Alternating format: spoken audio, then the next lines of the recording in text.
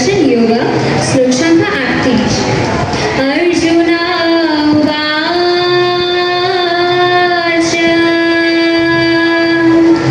त्वामादिदेवः पुरुषः पुराणः समस्तविश्वासकालामृधानां वित्तासि वित्तं च पारां च धाम त्वया ततं देशमानन्तरूपा।